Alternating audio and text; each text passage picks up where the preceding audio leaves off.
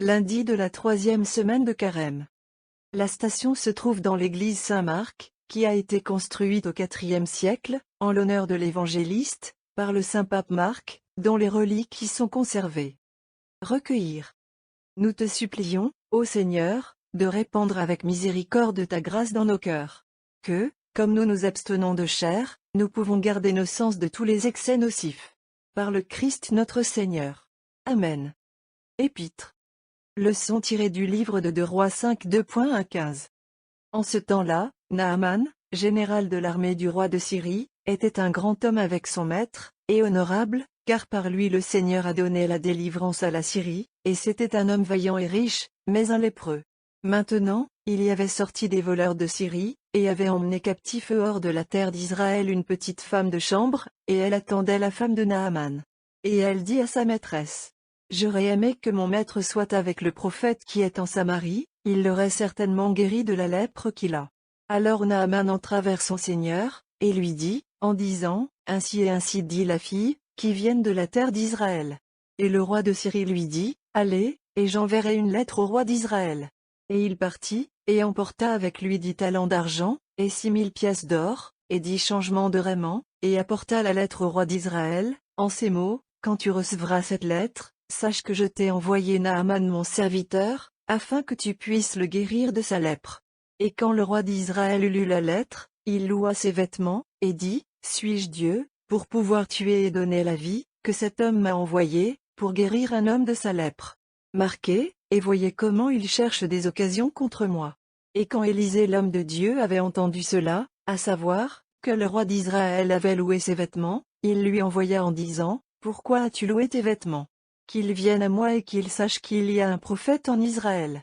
Alors Naaman vint avec ses chevaux et ses chars, et se tint à la porte de la maison d'Élisée.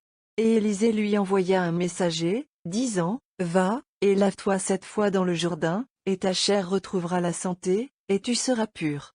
Naaman était très en colère et s'en alla, disant, Je pensais qu'il serait sorti vers moi, et debout, aurait invoqué le nom du Seigneur son Dieu, et aurait touché de sa main la place de la lèpre, et m'aurait guéri.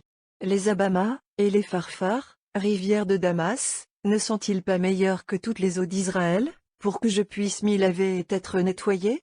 Alors qu'il se retournait et s'en allait avec indignation, ses serviteurs vinrent à lui et lui dirent, Père, si le prophète t'avait demandé de faire quelque chose de grand, tu aurais sûrement dû le faire, combien plutôt ce qu'il t'a dit maintenant. Lavez-vous, et vous serez purs? Puis il descendit, et se lava 7 fois dans le Jourdain, selon la parole de l'homme de Dieu, et sa chair fut restaurée, comme la chair d'un petit enfant, et fut rendue propre.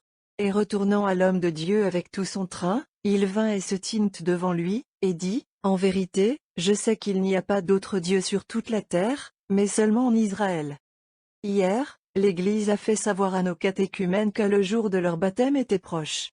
Aujourd'hui, elle leur lit un passage de l'Ancien Testament qui raconte une histoire qui symbolise admirablement la police salvatrice préparée pour eux par la miséricorde divine. La lèpre de Naaman est une figure du péché. Il n'y a qu'un seul remède à la maladie répugnante de l'officier syrien, il doit partir, et se laver 7 fois dans le Jourdain, et il sera nettoyé. Le païen, l'infidèle, l'enfant, avec sa tâche de péché originel, tout peut être rendu juste et saint. Mais cela ne peut être fait que par le haut et l'invocation de la Sainte Trinité. Naaman s'oppose au remède comme étant trop simple. Il ne peut pas croire qu'une chose aussi insignifiante puisse être efficace. Il refuse de l'essayer. Il s'attendait à quelque chose de plus conforme à la raison, par exemple, un miracle qui aurait fait honneur à la fois à lui-même et au prophète. C'était le raisonnement de beaucoup de païens, quand les apôtres prêchaient l'Évangile. Mais ceux qui croyaient, avec une foi simple, à la puissance de l'eau sanctifiée par le Christ, reçurent la régénération. Et les fonds baptismaux ont créé un nouveau peuple, composé de toutes les nations de la terre. Naaman, qui représente les païens, fut longuement amené à croire. Et sa foi était récompensée par une guérison complète. Sa chair a été restaurée comme celle d'un petit enfant, qui n'a jamais souffert de souillure ou de maladie. Rendons gloire à Dieu, qui a doté l'eau de la puissance céleste qu'elle possède maintenant. Louons-le pour le merveilleux fonctionnement de sa grâce, qui produit dans des cœurs dociles 7 fois dont la récompense est si magnifique. Évangile. Séquence selon Luc 4 2.23-30. À ce moment-là, Jésus dit aux pharisiens, « Sans doute me direz-vous cette similitude. Docteur, guéris-toi toi-même, aussi grande chose que nous avons entendue à Capharnaüm, faites aussi ici dans votre propre pays. » Et il a dit, « Amen, je vous le dis, qu'aucun prophète n'est accepté dans son propre pays. En vérité, je vous le dis, il y avait beaucoup de veuves à l'époque d'Élias en Israël, quand le ciel était fermé 3 ans et 6 mois, quand il y avait une grande famine dans tout le pays. Et à aucun d'entre eux n'était envoyé Élias, si ce n'est à Sarepta de Sidon, à une femme veuve. Et il y avait beaucoup de lépreux en Israël à l'époque d'Élisée le prophète. Et aucun d'entre eux n'a été purifié sauf Naaman le Syrien.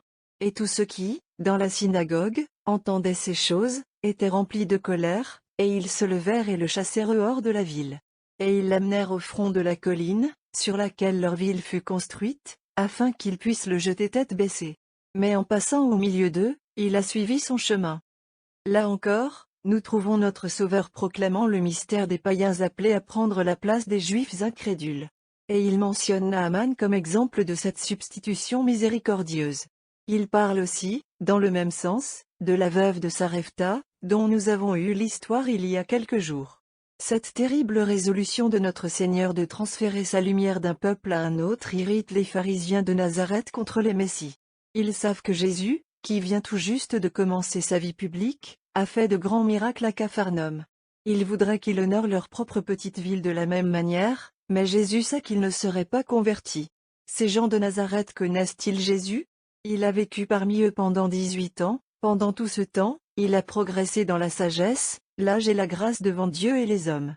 Luc 2h52, ils le méprisent, car c'est un homme pauvre et le fils d'un charpentier. Ils ne savent même pas que, bien qu'il ait passé tant d'années parmi eux, il n'est pas né dans leur ville, mais à Bethléem. Peu de jours auparavant, Jésus était entré dans la synagogue de Nazareth, Luc 4. 16-22, et avait expliqué, avec une éloquence et une puissance merveilleuse, le prophète Isaïe. Il a dit à l'auditoire que le temps de la miséricorde était venu et que son discours suscitait beaucoup de surprise et d'admiration. Mais les pharisiens de la ville méprisaient ses paroles. Ils ont entendu dire qu'il travaillait beaucoup dans le quartier. Ils sont curieux de voir l'un de ses miracles. Mais Jésus refuse de satisfaire leurs désirs indignes. Qu'ils se souviennent du discours prononcé par Jésus dans leur synagogue et tremblent de l'annonce qu'il leur a faite alors que les païens allaient devenir le peuple élu de Dieu. Mais le divin prophète n'est pas accepté dans son propre pays. Et s'il ne s'était pas retiré de la colère de ses compatriotes de Nazareth, le sang des justes aurait été versé ce jour-là.